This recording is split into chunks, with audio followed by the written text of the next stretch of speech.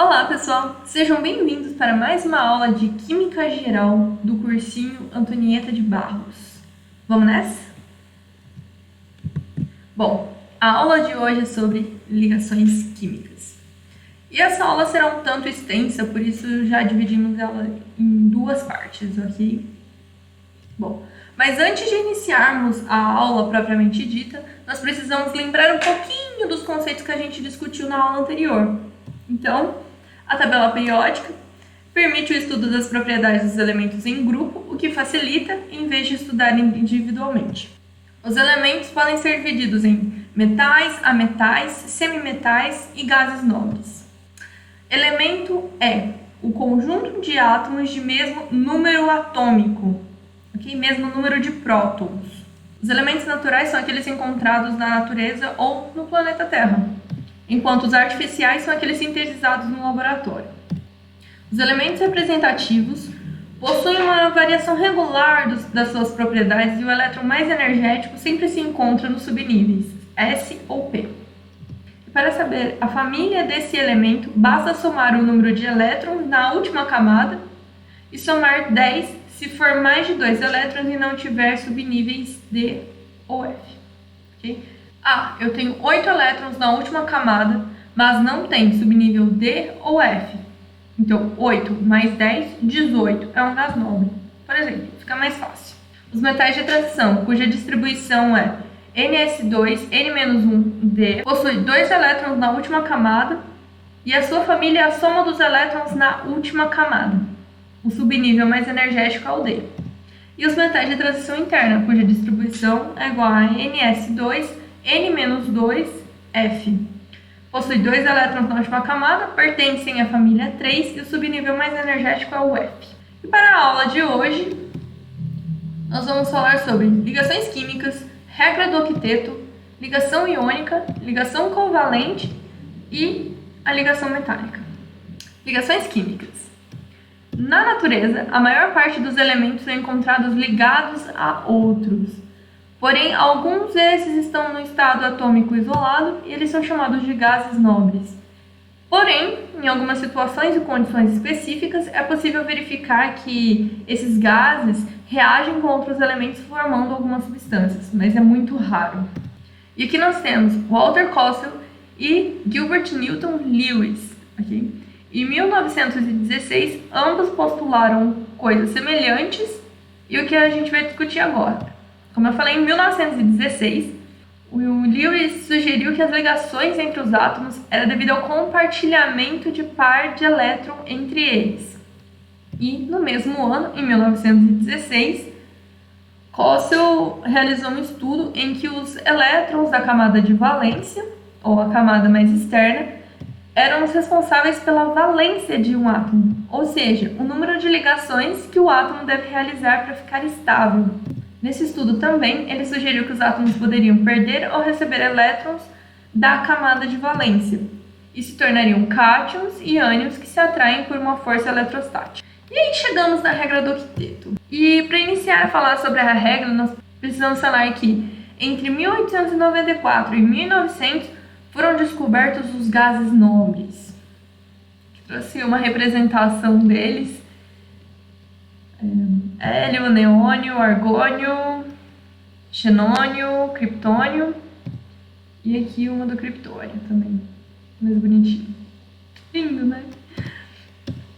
E eram considerados inertes, ou seja, que não formavam ligações químicas com outros elementos. E foi observado que todos eles possuíam 8 elétrons na camada de valência, com exceção do hélio, que possuía 2 elétrons, porque ele só tem uma camada, né, que é a camada K, e ela só comporta 2 elétrons. E aqui a distribuição eletrônica de cada um deles, e podemos observar que na última camada, todos eles, 8 elétrons, 8 elétrons, aqui camada 4, 2 mais 6, 8, camada 5, 2 mais 6, 8, camada 6, 2 mais 6, 8. Continuando, Kossel e Lewis sugeriram que os átomos, ao se unirem, procuravam perder, ganhar ou compartilhar elétrons da camada de valência para adquirirem configuração eletrônica de um gás nobre, ou seja, 8 elétrons na camada de valência. sendo essa a regra do octeto, de 8, ok? E aí chegamos na ligação iônica, e ela também é conhecida como iônica ou eletrovalente, e é a ligação entre átomos que possuem a tendência a perder elétrons e átomos com a tendência a ganhar elétrons, ou seja, entre metais que tendem a perder elétrons e a metais e o hidrogênio que tendem a receber um elétron, a ganhar um elétron. E aqui nós temos algumas definições, por exemplo, íons, que são os átomos que ganharam ou perderam um elétron. Sendo o cátion, o átomo que perdeu um elétron e agora ele possui carga positiva, e o ânion, átomo que recebeu um elétron e agora possui uma carga negativa. E um exemplo aqui é o átomo de sódio, que possui a distribuição eletrônica 1s2, 2s2, 2p6, 3s1, ou seja, que possui apenas um elétron na sua camada de valência, então ele perde esse elétron, se tornando Na+, porém com a última camada contendo 8 elétrons. Assim como o magnésio, que possui 2 elétrons na sua última camada, perde esses 2 elétrons, ficando com 8 elétrons na sua última camada. De forma semelhante, o alumínio, que possui 3 elétrons na sua última camada, perde esses 3 para ficar com configuração de gás nobre, 8 elétrons na última camada. Esses 3 são cátions, ok? Então, Na+, Mg2+, Al3+, ou mais 3 ou mais 2, tanto faz. E exemplos de ânions, aqui temos o nitrogênio, que na última camada possui apenas 5 elétrons, então ele ganha 3 elétrons para completar o octeto. Assim como o oxigênio, que possui apenas 6 elétrons na sua última camada, ganha 2 para completar o octeto. E o flúor, que possui 7 elétrons na última camada, recebe um elétron para ficar com a configuração de um gás nobre. E aqui uma representação animada e bonitinha para demonstrar o que seria uma ligação iônica. Aqui temos um átomo presenteando o outro átomo com um elétron. Bom, os compostos formados por ligação iônica são os compostos iônicos e são eletricamente nêutrons.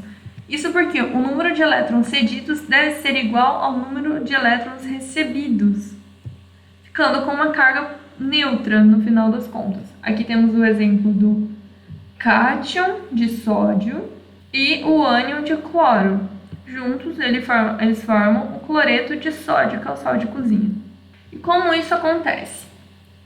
O elétronzinho aqui, que está na última camada, que está na camada de valência do sódio, é transferido para a camada de valência do cloro, tá? Deixando o sódio com carga positiva, cloro com carga negativa. Isso gera uma atração eletrostática que faz com que eles se aproximem, gerando ali uma ligação química, fazendo com que eles fiquem ligados eletrostaticamente. Estrutura cristalina dos compostos iônicos. Por exemplo, NaCl, que é utilizado para representar o cloreto de sódio, ou seja, o sal de cozinha. A fórmula indica a proporção com que os íons participam do retículo cristalino, ou seja, aqui é a proporção de 1 para 1. Os íons positivos tendem a atrair os negativos ao seu redor e por isso não existe uma partícula individualizada. E o retículo cristalino seria um agregado tridimensional. Aqui, por exemplo, o Na ligado ao Cl, mas que também está ligado aos demais. Se a gente fosse contar todo esse retículo cristalino, a gente veria que existem proporções iguais, tanto de sódio como de cloro. Okay? Aqui uma representação microscópica, aqui uma representação macroscópica. E é assim que os cristais de cloreto de sódio são encontrados na natureza. Bom, e agora o símbolo de Lewis. Ele representa os elementos através dos elétrons do último nível, indicando por pontos ou cruzetas, ou cruzinhas. Como assim? Aqui nós temos o hidrogênio e um elétron dele representado como um ponto. Mesma coisa, neônio, oxigênio, nitrogênio e o cloro, tá? E como é que a gente distribui esses elétrons? A gente pontua o átomo no centro e consegue colocando um elétron em cada lado de um quadrado imaginário ao redor desse átomo. Ou seja, primeiro um aqui, um aqui, um aqui e outro aqui. E depois a gente segue completando os demais. Então, se a gente completou com esse, vem esse, completa aqui, aqui, aqui. Alguns exemplos da ligação iônica. Aqui temos a formação do cloreto de magnésio, sendo a ligação entre o magnésio e o cloro. Aqui mostrando a camada de valência do magnésio e a camada de valência do cloro. Percebemos aqui que o magnésio ele vai perder 2 elétrons, enquanto o cloro só pode ganhar 1. Então, nós precisamos de 2 átomos de cloro para 1 átomo de magnésio. Tá? Cada átomo de cloro vai receber um dos elétrons que o magnésio quer doar. Aqui a formação do hidreto de cálcio, que é a ligação entre o cálcio e o hidrogênio, de forma semelhante. O hidrogênio ele só pode receber 1 elétron, enquanto o cálcio quer doar 2 elétrons. Então, são necessários 2 átomos de hidrogênio para receber esses 2 elétrons. E o que seria a fórmula mínima? A fórmula mínima é a representação da proporção de átomos que se encontrarão no retículo cristalino. Okay? Tipo NaCl ou MgCl2, tá? E como a gente faz isso? A gente faz da seguinte forma. O nosso elemento A aqui, ele é um cátion X+, ok? Enquanto o nosso elemento B é um ânion Y-, tá? A gente vai fazer a regrinha do escorrega, em que o número de elétrons recebidos pelo elemento B representarão quantos átomos do elemento A gente precisa nessa fórmula mínima, enquanto o número de elétrons doados pelo átomo A será o número de átomos do elemento B que são necessários nessa fórmula mínima. Por isso AYBX. As propriedades dos compostos iônicos. No estado físico, eles são sólidos, cristalinos, duros, quebradiços e possuem elevados pontos de fusão e ebulição. Já em questão de condução de eletricidade, no estado sólido não conduz eletricidade, pois os íons estão em um retículo cristalino.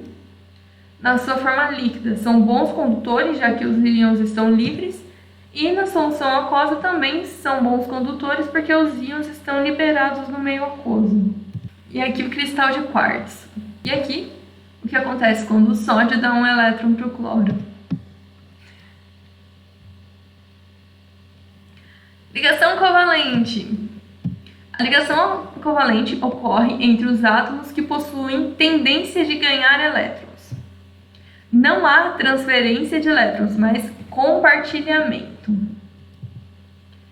E ocorre entre hidrogênio e hidrogênio, hidrogênio e não metal com não metal. E aqui uma representação gráfica e fofinha do que seria uma ligação covalente.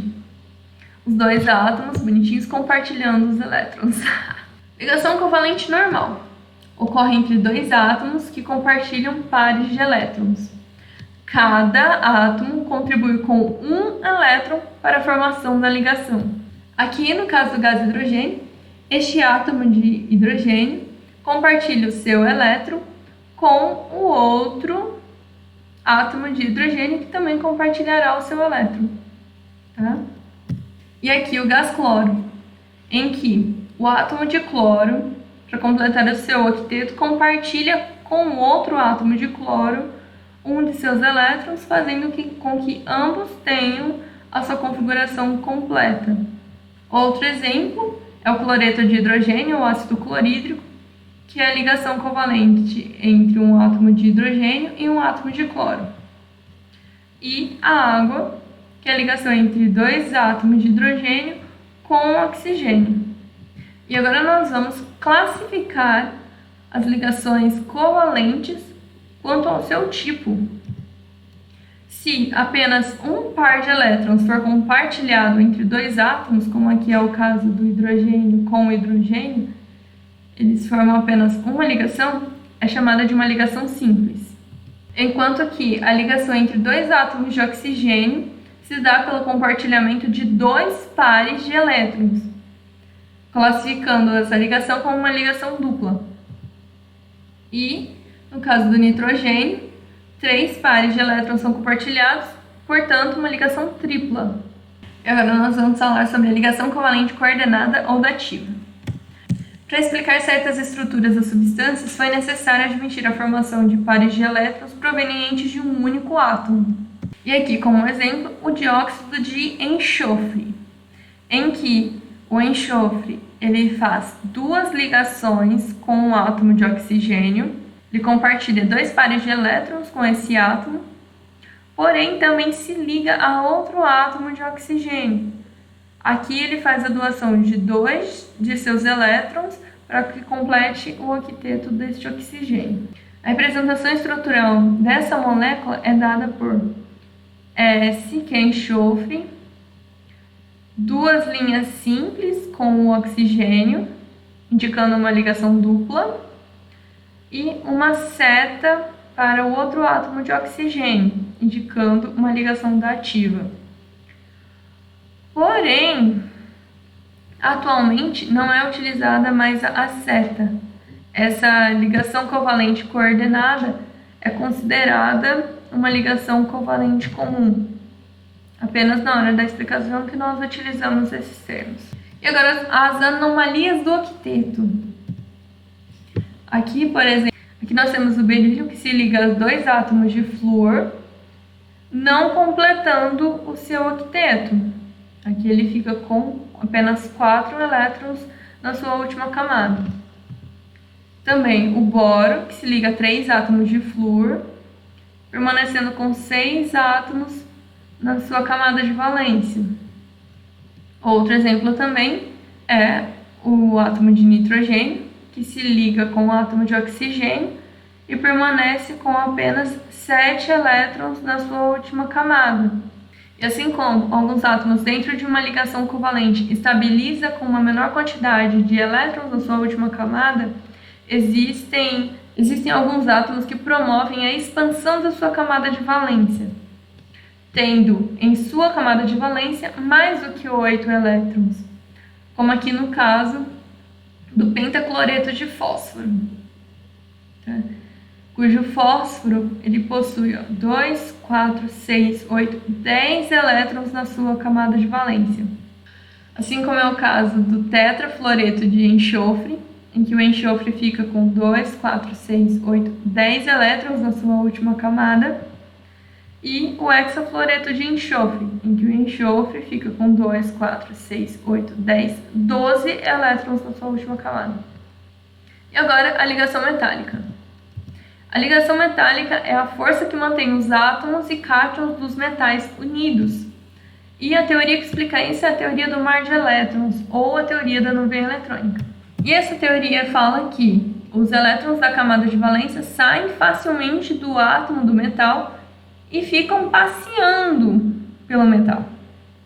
Nesse caso, o metal seria como um aglomerado de átomos neutros e cátions imersos num mar de elétrons livres, que estaria funcionando como uma ligação metálica, mantendo unido todos os átomos e cátions desse metal.